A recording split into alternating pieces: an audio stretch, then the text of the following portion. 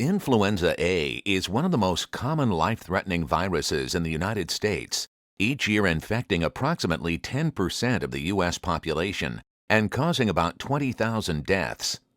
Influenza is normally transmitted by droplets or aerosols from the sneeze or cough of a nearby infected person. When another individual inhales the droplets, the virus has a chance to invade the cells of a new host.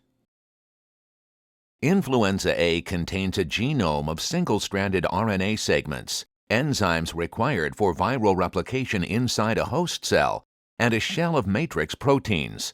The virus also has a phospholipid envelope with several embedded proteins, including a molecule called hemagglutinin, abbreviated HA or H, which plays an essential role in viral cell entry.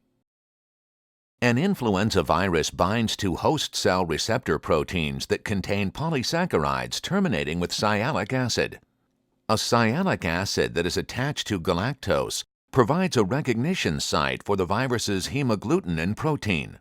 The sialic acid can be connected at different positions on galactose. This example shows an alpha-2,3 linkage between the number 2 carbon of sialic acid and the number 3 carbon of galactose. The avian influenza strain H5N1 recognizes mainly this alpha-2,3 linked version of the carbohydrate, which is found in birds. In humans, such carbohydrates are found only deep within the lungs, which may explain why the H5N1 strain, though deadly, is rarely transmitted between humans. In contrast, the upper respiratory tract of humans contains mainly alpha-2,6 linked receptors, and it is to these receptors that human influenza A viruses bind. The hemagglutinin complex consists of a trimer of subunits.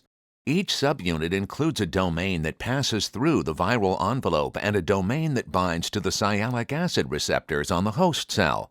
For clarity, let's look at just one of these 3 subunits. For an influenza virus to become infective, hemagglutinin must be cleaved. An enzyme released from the epithelial lining of the human respiratory tract performs this function. The cleavage frees one end of a segment called a fusion peptide. The fusion peptide is hydrophobic and buried within the core of the hemagglutinin trimeric complex. The host cell takes up the virus by endocytosis. The endocytic vesicle then fuses with a lysosome, and its interior acidifies. The lowered pH induces a conformational change, shifting the receptor binding region back and triggering the fusion peptides forward to penetrate the vesicle membrane.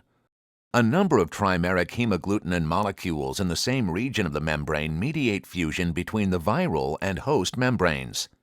The fusion process expels the contents of the virus into the host cytoplasm. The virus is ready to begin its replication cycle.